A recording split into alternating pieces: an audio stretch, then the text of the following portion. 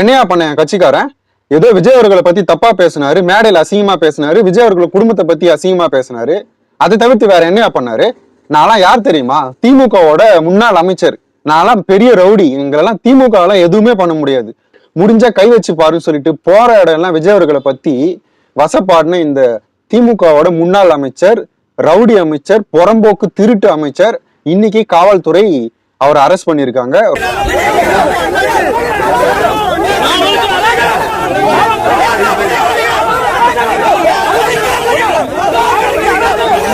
ரொம்ப ரொம்ப சந்தோஷமான விஷயம். இவரோட கைதுக்காக நிறைய பேர் வெயிட் பண்ணிட்டு இருந்தாங்க.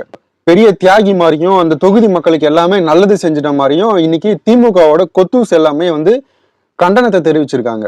இந்த கொத்தடிமைகள் எல்லாமே ஒரு விஷயம் கேட்கிறேன்.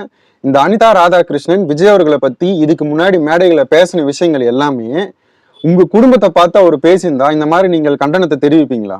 நீ அமைச்சராக முதலமைச்சராக பதவியேற்றிய உன்னுடைய மனைவி வந்தாளா, உன்னுடைய மகன் வந்தாளா?